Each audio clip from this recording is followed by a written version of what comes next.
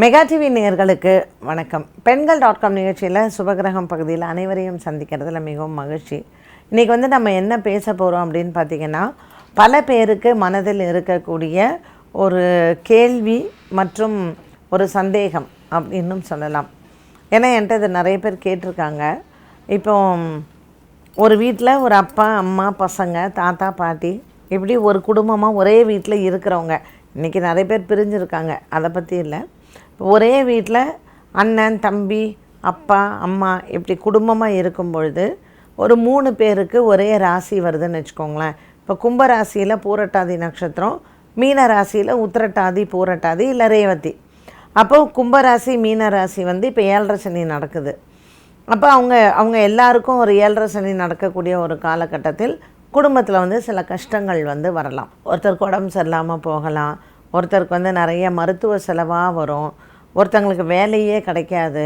இப்படி குடும்பத்தில் மொத்தமாக ஒரு 4 பேர் இருக்காங்க அப்படின்னு பார்த்திங்கன்னா 4 பேருக்கும் ஒவ்வொரு மாதிரியான பிரச்சனைகள் இருக்கும். இது என்ன, இப்போ ஒருத்தருக்கு டைம் நல்லா இருந்தால் ஒருத்தருக்கு கொஞ்சம் சுமாராக இருந்ததுன்னா தெரியாது. இப்போ எல்லாருக்குமே அந்த சனி பார்வை இருக்கும் பொழுது அந்த குடும்பத்தில் எப்படி இருக்கும் அப்படின்னு பார்த்திங்கன்னா ஒரு மாதிரியான ஒரு சூழ்நிலை வரும். இப்போ ஒரு அப்பா கடகராசின்னு வச்சுக்கோங்களேன். அப்பாவுக்கு ஆயில்ய நட்சத்திரம், அந்த அம்மா சிம்ம ராசி, அது பூர நட்சத்திரம்னு வச்சுக்கோங்க. இப்போது இந்த 2 பேருக்கும் எப்போவுமே ஒரு ஒத்துமை இல்லை எப்போவுமே ஒரு சண்டை சச்சரவு இருக்குது. அப்போ இப்போ கோச்சாரம் எப்படி இருக்குது, ஒருத்தருக்கு 7ல் சனி, ஒருத்தருக்கு 8ல் சனி. அப்போ அது ஏதாவது ஒரு காலகட்டத்தில் அவங்க பிள்ளைகளுக்கும் என்ன ஆகும்னா, ஒரு வேலை படித்து முடிச்சிருக்கான், வேலைக்கு போகணும்.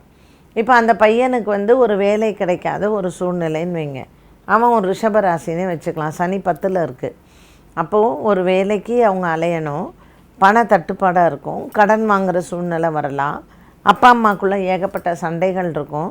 இதில் உடம்பு சரியில்லாமல் வேறு தாத்தா பாட்டிக்கு ஏதாவது ஒரு மருத்துவ செலவு வர மாதிரி இருக்கும். ஒரு ஐசியூவில் இருக்காங்க, இல்லை ஒரு பெரிய ட்ரீட்மெண்ட் இருக்குது, இந்த மாதிரி.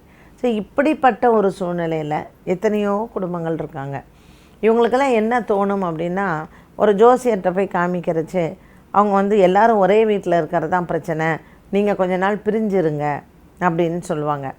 ஒரு சில காலகட்டத்தில் இந்த மாதிரியான தற்காலிக பிரிவு ஓகே. ஏன்னா சில பசங்க ஜாதகம்லாம் இருக்கிறச்சு அதுங்க ஹாஸ்டலில் போடுறது நல்லது, அப்பா அம்மாவோடு இருக்க வேண்டாம் அப்படிங்கிறதெல்லாம் இருக்குது. இப்போ ஒரு 7.5 சனி காலகட்டத்தில் ஒரு 7.5 வருஷம், அது ஒரு அஷ்டம சனி, ஒரு கண்ட சனிங்கும் போது 5 வருஷம், 2.5. இப்போது ஒரு வயசு பொண்ணை கொண்டு போய் எங்கேயாவது நம்ம தனியாக விட்டுட்டு அப்பா அம்மாவுடைய பாதுகாப்பில் இல்லாமல் ஒரு பெற்றவங்களுக்கு மனசில் ஒரு பாரமாகவே இருக்கும். ஐயோ இப்படி சொல்கிறாங்களே, நம்ம எப்படி போய் பிள்ளைங்களை விடுறது அப்படின்னு.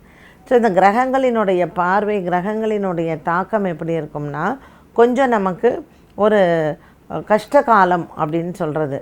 இது எப்போ தீரும் அப்படின்னா அது 2.5 years, அந்த 2.5 ஆண்டு காலம் அது முடிந்து தான் உங்களுக்கு நல்லது வருமே தவிர, நீங்கள் இதுக்காக நீங்கள் தனியாக போய் இருக்கணும், இல்லை வீட்டை விட்டுட்டு போகணும், சொந்த வீட்டை விட்டுட்டு வாடகை வீட்டுக்கு போகணும் அப்படிங்கிற மாதிரியான ஒரு இதெல்லாம் நம்ம பயப்பட வேண்டாம்.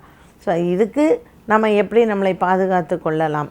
நீங்கள் இந்த மாதிரி இப்போ நீங்கள் கும்பராசி, மீன ராசி 2 குடும்பத்தில் ஒரு 4 பேருக்கு 7.5 சனி நடக்குது, 3 பேருக்கு 7.5 சனி நடக்குதுன்னா வீட்டில் நவகிரக ஹோமம் பண்ணிக்கோங்க.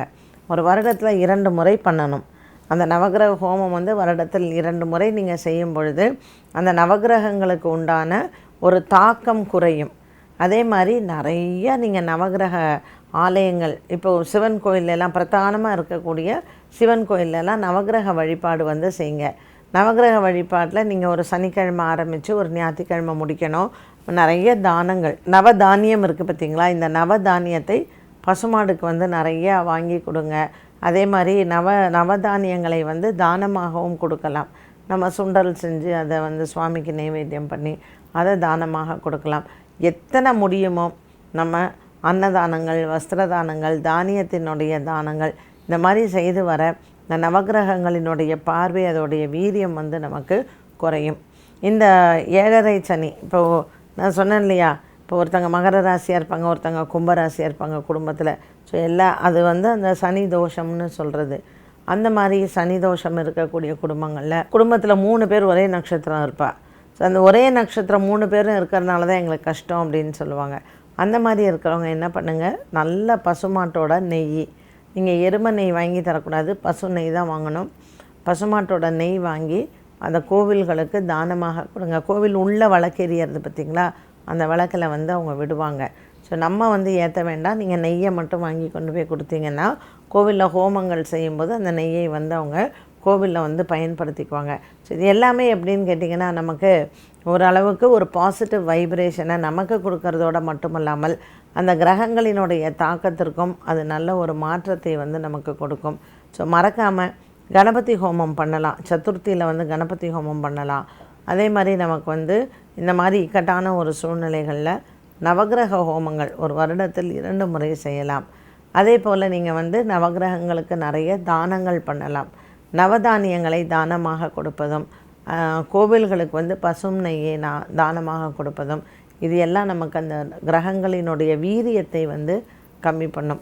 நிறைய வியாதிகள் வந்து குறையும். குடும்பத்தில் ஒரு மன அமைதி, சந்தோஷத்தை வந்து இது கொடுக்கும்.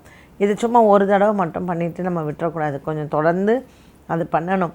பண்ணும்பொழுது உங்களுக்கு நாளடைவில் நீங்கள் பார்க்கும் பொழுது ஒரு நல்ல மாற்றம் வந்து குடும்பத்தில் வந்து ஏற்படும். இது வந்து நான் பிரிஞ்சு இருக்கேன், குழந்தைங்கள கொண்டு போய் எங்கேயோ விட்டுறேன்லாம் சொல்லாமல் எல்லாம் ஒத்துமையாக ஒரே வீட்டில் இருங்க. இந்த சண்டை சச்சரவுகள் இது எல்லாமே மாறி குடும்பத்தில் ஒரு அமைதி சூழ்நிலை வந்து நிச்சயமாக உருவாகும். இது எல்லாம் கிரகங்கள் பார்வை தான்.